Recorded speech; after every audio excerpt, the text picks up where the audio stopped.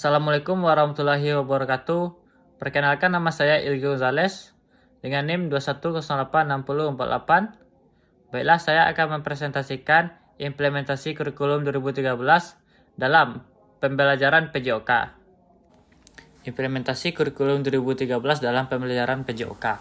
Kurikulum merupakan seperangkat atau suatu sistem rencana dan pengaturan mengenai bahan pembelajaran yang dapat dipedomani dalam aktivitas belajar mengajar.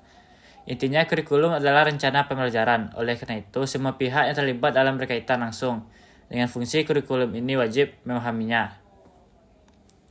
Secara konseptual, pengertian kurikulum dapat dikelompokkan pada 3 dimensi. Pengertian yaitu yang pertama, kurikulum sebagai mata pelajaran.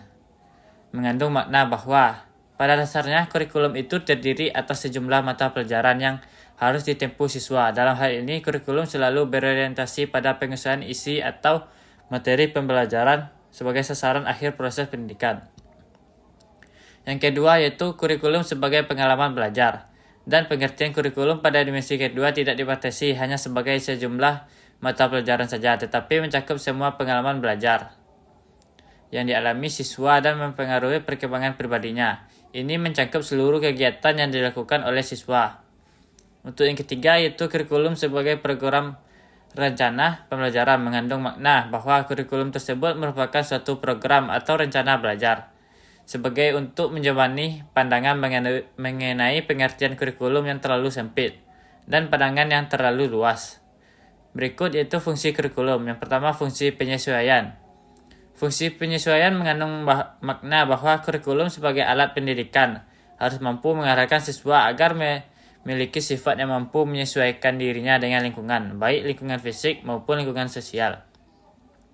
Yang kedua yaitu fungsi integrasi. Fungsi integrasi mengandung makna bahwa kurikulum sebagai alat pendidikan harus mampu menghasilkan pribadi-pribadi yang utuh. Siswa pada dasarnya merupakan anggota dan bagian integral dari masyarakat. Oleh karena itu, siswa harus memiliki kepribadian yang dibutuhkan untuk dapat hidup dan berintegrasi dengan masyarakatnya. Untuk yang ketiga yaitu fungsi diferensiasi. Fungsi diferensiasi mengandung makna bahwa kurikulum sebagai alat pendidikan harus mampu memberikan pelayanan terhadap perbedaan individu siswa. Setiap siswa memiliki perbedaan, baik dari aspek fisik maupun psikis, yang harus dihargai dan dilayani dengan baik. Yang keempat yaitu fungsi persiapan. Fungsi persiapan mengandung makna bahwa kurikulum sebagai alat pendidikan harus mampu mempersiapkan siswa untuk melanjutkan studi ke jenjang pendidikan berikutnya. Selain itu, kurikulum juga diharapkan dapat mempersiapkan siswa untuk dapat hidup dalam masyarakat seandainya tidak dapat melanjutkan pendidikannya. Yang kelima yaitu fungsi pemilihan. Fungsi pemilihan mengandung makna bahwa kurikulum sebagai alat pendidikan harus mampu memberikan kesempatan kepada siswa untuk memilih program-program belajar yang sesuai dengan kemampuan dan minatnya.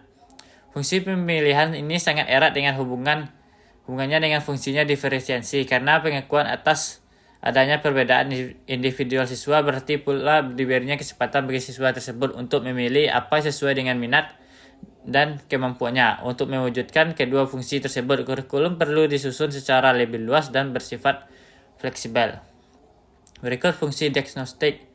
Fungsi diagnostik mengandung makna bahwa kurikulum sebagai alat pendidikan harus mampu membantu dan mengarahkan siswa untuk dapat memahami dan menerima kekuatan dan kelemahan yang dimilikinya. Apabila siswa sudah mampu memahami kekuatan-kekuatan dan kelemahan-kelemahan yang ada pada dirinya, maka diharapkan siswa dapat mengembangkan sendiri potensi kekuatan dimilikinya atau memperbaiki kelemahannya. Adapun peranan kurikulum yang nantinya akan berdampak pada implementasi dalam PJOK. Satu, yaitu peranan konservatif. Menekankan bahwa kurikulum ini dapat dijadikan sebagai sarana untuk mentransmisikan atau mewariskan nilai-nilai budaya masa lalu yang dianggap masih relevan dengan masa kini kepada generasi muda, di mana salah satu tugas pendidikan yaitu mempengaruhi dan membina perilaku siswa sesuai dengan nilai-nilai sosial yang hidup di lingkungan masyarakat. Dua, yaitu peranan kreatif. Perkembangan ilmu pengetahuan dan teknologi serta aspek-aspek lainnya senantiasa terjadi setiap saat. Peranan kreatif menekankan bahwa kurikulum harus mampu mengembangkan sesuatu yang baru sesuai dengan perkembangan yang terjadi dan kebutuhan-kebutuhan masyarakat pada masa sekarang dan masa mendatang. Kurikulum harus mengandung hal-hal yang dapat membantu setiap siswa mengembangkan sesuai potensi yang ada pada dirinya untuk memperoleh pengetahuan-pengetahuan baru, kemampuan-kemampuan baru, serta cara berpikir baru yang dibutuhkan dalam kehidupannya.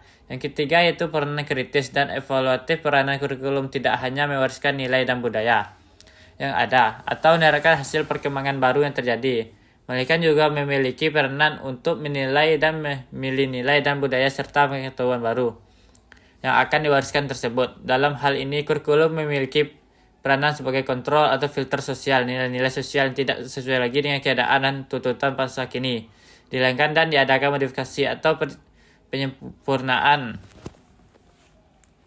Kurikulum 2013 adalah kurikulum yang dikembangkan untuk meningkatkan kemampuan soft skill dan hard skill peserta didik yang mencakup sikap pengetahuan dan keterampilan.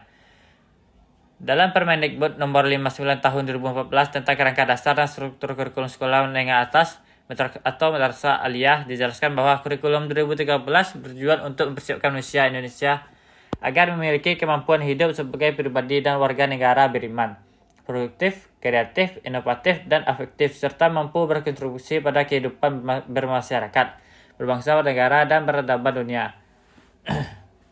Menurut Prianto, 2013-34 pendidikan jasmani untuk belajar untuk bergerak dan mempelajari gerak. Jadi pendidikan jasmani adalah belajar mengetahui pengalaman gerak untuk capai tujuan pengajaran melalui pelaksanaan aktivitas jasmani, bermain, dan olahraga. Yang kedua, menurut Fulan 1982 Miller dan Seller 1985 menyebutkan bahwa pengertian implementasi pelajaran adalah suatu proses peletakan ke dalam praktek tentang suatu ide, program, atau seperangkat aktivitas baru bagi orang dalam mencapai atau mengharapkan perubahan. Dalam proses ini, perubahan dalam praktek sebagai bagian kegiatan guru dan peserta pendidik yang akan berpengaruh pada lulusan. Proses dalam mengimplementasi kurikulum dalam pelajaran yaitu dengan langkah-langkah sebagai 1. Mengamati, 2. Menanya, 3. Mencoba, 4. Mengeksekusi, 5. Mengkomunikasikan, serta dapat ditambahkan 6. Mencipta. Dalam proses pengajaran kurikulum ke-13 tersebut dapat kita mengimplementasi dalam pertunjukan. Misalnya, contoh gerakan bola basket seperti mendribel yang disajikan guru merupakan kegiatan mengamati oleh peserta didik. Selanjutnya, guru meminta peserta didik untuk melakukan apa yang telah diamati dan menanyakan atau mendiskusikan gerakan dribble yang benar, dan kemudian peserta didik menerapkan dengan cara bermain individu hingga kelompok. Apa yang dilakukan peserta didik dilakukan berulang-ulang dan juga variasi. Ini dengan sampai akhir waktu pembelajaran. Baiklah, itulah hasil presentasi saya. Kalau ada salah dan janggal, mohon dimaafkan. Assalamualaikum warahmatullahi wabarakatuh.